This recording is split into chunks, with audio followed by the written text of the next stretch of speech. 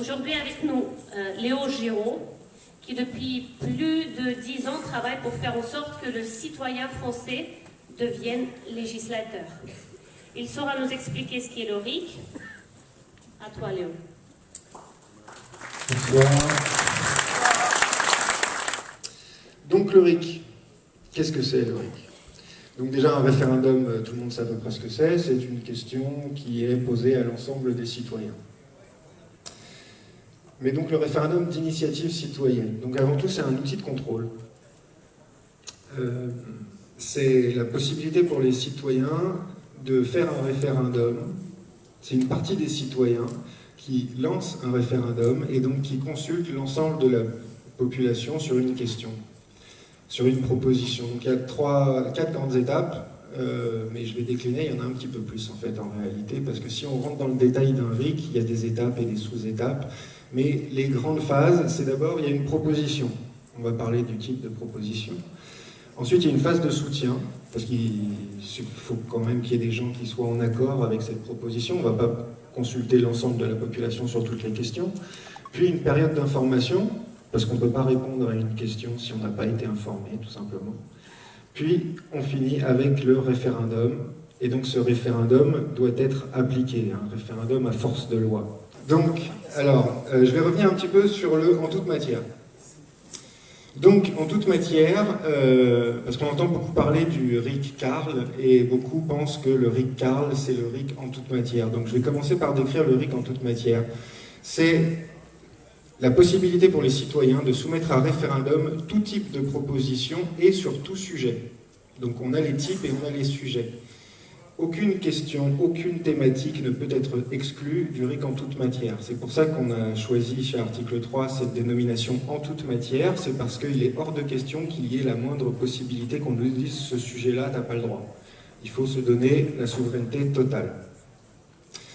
Donc, avant d'en revenir au Carle, je vais vous expliquer un petit truc sur la hiérarchie des normes, ou la hiérarchie du droit. Donc au sommet, on a la Constitution. En dessous, on a les lois organiques, donc ça c'est les choses les plus importantes, c'est vraiment ce qui dessine les institutions d'un pays. Ensuite, on a ce qu'on appelle le bloc de légalité, c'est donc en fait la loi, c'est là où il y a les codes, le code civil, le code administratif, donc ça c'est une autre thématique, un autre type de RIC qu'il faut qu'on se donne le droit. Et ensuite, on a d'autres choses en dessous, on a les principes généraux du droit et la jurisprudence, et en dessous encore, on a les règlements, donc les décrets et les arrêtés. Et encore en dessous, on a les actes administratifs. Donc l'idée du RIC en toute matière, c'est que non seulement on a le droit à tous les sujets, à l'économie, à la fiscalité, voilà, aucun sujet interdit, et qu'on puisse s'attaquer à l'ensemble de la hiérarchie du droit, et qu'il n'y ait pas une étape sur laquelle on n'ait pas la main, parce que s'il y a une étape sur laquelle on n'a pas la main, et ben, c'est là-dedans qu'ils vont mettre des trucs pour nous empêcher de faire ce qu'on veut. Donc il s'agit vraiment d'avoir en toute matière, et ça dépasse un petit peu le Carle. Donc le Carle, qu'est-ce que c'est? Donc tout d'abord, c'est le RIC constituant. Le RIC constituant qui permet donc de soumettre à référendum une proposition de révision partielle ou complète de la Constitution. Donc ça, c'est le truc le plus important, parce qu'en fait, si on ne peut pas modifier le sommet du droit, tout ce qu'il y a en dessous, en fait, ça doit obéir au sommet du droit. Donc en fait, voilà, on sera juste coincé sur toute la ligne. Le RIC le plus important, je dirais, c'est le RIC constituant. Donc Carle, C-A-R-L. Ensuite, on a l'abrogatif. Il permet aux citoyens de soumettre à référendum une proposition d'abrogation, donc c'est l'annulation, d'une loi existante. Donc là, il s'agit de, par exemple, pouvoir revenir sur les lois qui ont été votées il y a longtemps. Par exemple, des lois qui ne devraient plus être, ou des lois qu'on vient de nous imposer et dont on ne veut pas. Et on va voir que par la suite, qu'il y a d'autres manières de pouvoir s'opposer à une loi qu'on ne veut pas. Là, c'est pour les lois existantes, l'abrogatif. Ensuite, donc, le révocatoire. Le révocatoire, je crois que tout le monde ici sait à peu près ce que c'est. C'est la possibilité de révoquer un élu, lit-on partout. Mais moi, je dirais pas que. Parce qu'en fait, tout le monde n'est pas élu. Il y a aussi d'autres personnes qu'on aimerait bien révoquer qui ne sont pas élues. Donc moi, je dirais un petit peu plus loin, je dirais que ça peut aller jusqu'à tout haut fonctionnaire ou responsable d'administration. Par exemple, il y en a un que j'ai en tête, le directeur du CSA. Le CSA qui est censé nous protéger, la personne qui est à la tête du CSA refuse de nous protéger, on lui envoie des mails plusieurs fois par an et...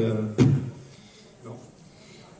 Et donc, le législatif, pour finir, donc ça c'est assez simple, c'est le fait de pouvoir proposer une nouvelle loi ou simplement d'amender une loi existante. Donc ça c'est un petit peu la base du RIC, quoi.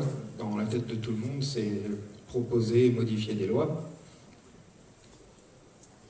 Alors justement, je vais essayer d'aller un petit peu plus loin que le Carl, parce qu'on n'abroge pas un traité. Si on abroge le traité, on l'abroge pour tous ceux qui l'ont signé. Là, il s'agit de désigner, ce qu'on appelle dénoncer un traité. Et donc, là, c'est pour aller un petit peu plus loin que le Carl, parce que je vous ai parlé de la hiérarchie des normes, et il y a un truc dont je n'ai pas parlé, c'est les accords internationaux et les traités. Donc en fait, ils ne sont pas supérieurs à la Constitution, mais la Constitution, qui est le texte supérieur, dit qu'ils le sont. Donc ça, c'est une petite magouille qu'ils nous mettent en place, c'est que la Constitution, c'est censé être le socle de notre souveraineté, quoi, mais ils écrivent dedans qu'il y a un socle qui est supérieur.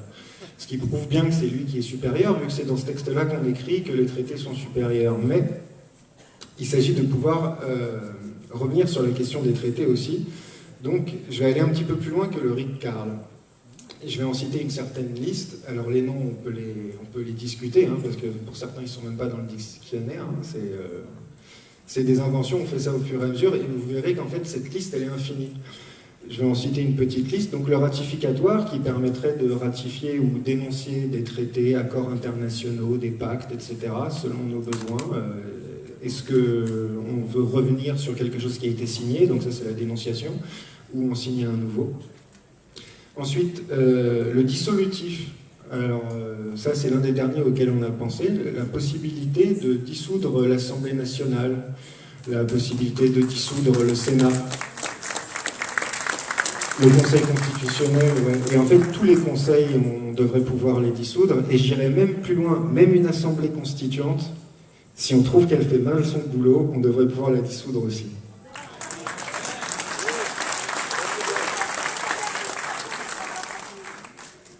Ensuite, le convocatoire. Donc là, c'est pour revenir un petit peu sur le principe de... effectivement, si on peut dissoudre un conseil, on doit pouvoir en convoquer un. Et quand on dit convocatoire, on pense souvent à l'Assemblée constituante. Mais c'est pas forcément que ça. On pourrait décider de convoquer un audit, une assemblée qui ferait un audit, par exemple un audit sur la dette. Je sais que ça ferait plaisir à certains. Sinon, on pourrait aussi convoquer des conseils d'experts, parce que, évidemment, on n'est pas tous spécialistes en tout. Parfois, on a besoin de scientifiques, par exemple. Ce serait possible de convoquer des scientifiques sans que ce soit nos dirigeants qui choisissent quels scientifiques vont participer. Donc, on pourrait, par différentes méthodes, avoir la possibilité de choisir des conseils d'experts comme ça, voire même des conseils de sujets naïfs. Donc là, ce serait typiquement les assemblées tirées au sort, des non-spécialistes. Voilà, il faut qu'on puisse convoquer tout un tas de choses. Et une autre possibilité que j'ai citée ici, c'est le suspensif, ou le RIC veto. Donc là, c'est une possibilité qui existe dans certains pays, notamment la Suisse. C'est le fait de pouvoir arrêter une loi avant qu'elle soit mise en place. Parce que souvent, en fait, les gens comprennent tout de suite, dès que la loi elle est mise sur la table, que en fait, ça ne va pas dans leur sens. Donc il s'agirait de pouvoir s'opposer rapidement, en peu de temps, qu'un faible nombre de personnes, par exemple une assemblée tirée au sort, décide que cette loi, on l'arrête. Et que par la suite, il y a un référendum pour savoir est-ce qu'on garde ou est-ce qu'on fait évoluer ou est-ce qu'on rejette cette loi. Mais l'idée est de pouvoir agir très vite, avant qu'elle soit mise en place et avant qu'elle ait fait des dégâts. Ouais, c'est assez important. Et il faut aller plus loin, c'est-à-dire qu'il faut ne pas fixer les types de RIC, parce qu'il y en a beaucoup qui veulent écrire les types de RIC dans la Constitution.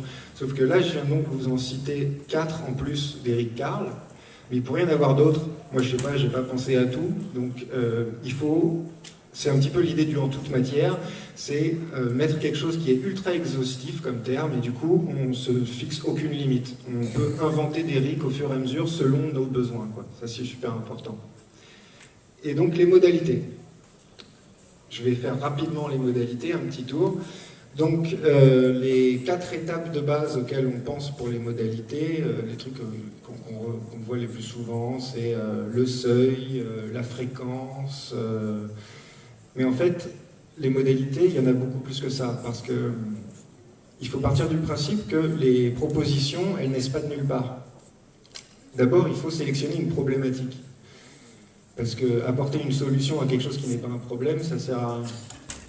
Donc, première chose, il faut trouver les problématiques. Donc là, il devrait y avoir des citoyens, il pourrait y avoir un système de veille, il pourrait y avoir des listes sur Internet pour que les gens puissent valider si oui ou non la chose est un problème, et qu'à partir du moment où il y a énormément de gens qui considèrent que c'est un problème, on commence à chercher des solutions.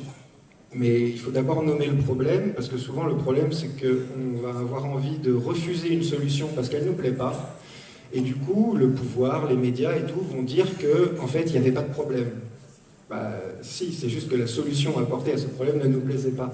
Donc on pourrait découper en partie le RIC pour d'abord valider le fait que, est-ce que oui ou non c'est un problème. Ensuite on voit, est-ce que c'est la solution qui nous est proposée nous va. Et si la question ne nous va pas, ça ne veut pas dire qu'on met de côté le problème. Le problème, il reste là. Donc il s'agirait de découper d'abord la question de la problématique, le soutien à la problématique, donc, et qu'après, il y ait un système de présélection. Parce que cette problématique, on va donc élaborer des propositions, et il s'agirait ensuite de présélectionner. Il y a plusieurs moyens de présélectionner. Alors tout le monde parle des seuils, est-ce que ça doit être 500 000, 700 000 moi, personnellement, donc là, encore une fois, c'est pas article 3, parce qu'article 3 ne prend pas de position sur les modalités, mais je suis complètement contre les seuils. On a tendance à dire qu'il faut que les seuils soient bas, parce qu'il faut que ce soit facile pour les citoyens de déclencher les RIC. Mais si les seuils sont bas pour les lobbies, pour les partis, pour les syndicats, ça devient un jeu d'enfant. Donc il faut penser à des solutions intermédiaires, notamment on a pensé à l'histoire des cercles croissants ou diamètres croissants, mais il y en aurait d'autres. Il y a des systèmes qu'on utilise, nous, on fait des tirages au sort, on tire au sort 1000 personnes, admettons, et on leur demande ce qu'ils en pensent, et en fait ça va beaucoup plus vite que de récolter 700 000 signatures, et ça coûte beaucoup moins cher, et en plus le résultat est beaucoup plus probant. Donc il ne faut pas simplement bloquer sur cette histoire de combien de pétitions on fait signer, il faut essayer d'aller plus loin dans les modalités, il faut essayer de trouver des techniques qui ne coûtent pas cher, dont le résultat est fiable, et qui ne vont pas faciliter la vie au lobby. Parce que ça, c'est la problématique numéro 1 qu'ils ont en Suisse. Les citoyens tout seuls n'arrivent pas à déclencher des RIC, alors que les partis, eux, ils ont juste à claquer des doigts, les syndicats, pareil. Donc en fait, c'est ce qu'on appelle le RIC associatif. En fait, c'est pas un référendum d'initiative citoyenne, il est associatif, voire même à destination des partis. Donc attention à l'arnaque là aussi sur le seuil. Pour continuer sur les modalités, donc là on était sur le déclenchement. Ensuite, par exemple, dans la période d'information, je sais que souvent avec Étienne et d'autres, on parle de la problématique des médias. Donc il y a la question de la campagne référendaire. La question du délai aussi. Par exemple, même pour la récolte des signatures, en Suisse, ils ont un délai. Donc ça aussi, c'est une autre difficulté pour les citoyens. Et pour la campagne référendaire, il faut savoir donc le financement de cette campagne, la médiatisation de cette campagne, le délai. Puis ensuite, au niveau du référendum, donc combien de référendums on souhaite et tous les combien de temps, donc le nombre, la fréquence. Sur quel support? Est-ce qu'on peut développer un outil internet qui soit suffisamment sûr et infalsifiable? A priori, avec les technologies, oui. D'aujourd'hui, oui. Mais si c'est le gouvernement qui le met en place, a priori, ça va mal se passer. Donc peut-être que c'est à nous de développer l'outil. Là aussi, je relance mon appel. On a besoin de développeurs. Les citoyens ont besoin de développer un outil de citoyenneté. C'est l'actualité du moment. Et après, il y a des questions comme qui pose la question, comment la question est posée, qui donne la réponse. Comment est-ce qu'on détermine le type de réponse, quoi, hein. Est-ce que c'est juste une question oui-non? Est-ce que c'est une question oui-non-blanc? Est-ce que c'est une question j'aime bien, passable, très bien, à rejeter? Voilà, quel type de question on pose? Il n'y a pas que le oui-non dans la vie. Et ensuite, au niveau de l'application, bah pareil, en combien de temps ils ont pour appliquer la décision? Est-ce qu'il y a la possibilité de mettre un contre-projet ou pas? Parce que peut-être que notre proposition n'est pas parfaite.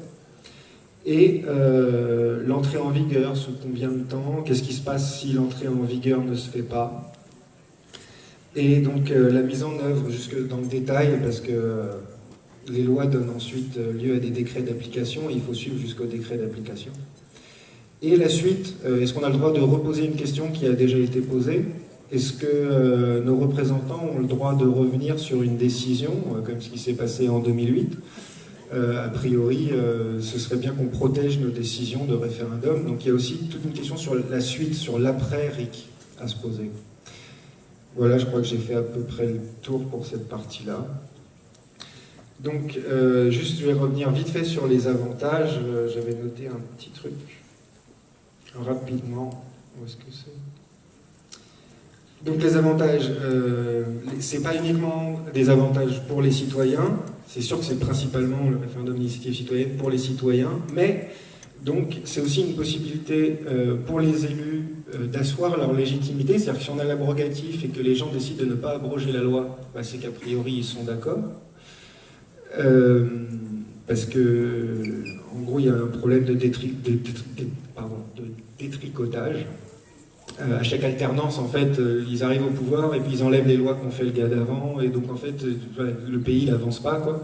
Alors que si nous, on avait la possibilité de proposer des lois, elles seraient légitimes et on les garderait. Pour l'opposition aussi, parce qu'actuellement, l'opposition, en fait, elle gesticule, hein, elle fait rien du tout, elle gueule à l'Assemblée, et voilà, point, elle ne fait rien du tout. D'ailleurs, elle n'a pas vraiment la volonté. Mais si on avait le RIC, eh ben, l'opposition, elle pourrait déclencher des RIC et on pourrait aider l'opposition à s'opposer aux mauvaises décisions. C'est là qu'il faudrait qu'ils voient un petit peu leur côté, ce qu'il y a pour eux aussi. C'est pas uniquement mauvais pour les représentants, il y en a certains que ça pourrait aider dans leur travail, parce que certains font un bon travail. Les syndicats, pareil, ça favoriserait la concertation. Et les associations écologistes, les associations pour la santé, tout ça, ils pourraient enfin avoir un outil qui permette de mettre en place les lois qui vont dans le sens de ce pourquoi ils militent. Pour l'instant, eux aussi, malgré eux, hein, évidemment, ils gesticulent. Et donc le RIC, c'est un outil qui permettrait à toute la société, en fait, d'avancer et de proposer des choses qui font avancer la société, tous en même temps, tous dans le même sens et avec la légitimité. Voilà, ce sera tout.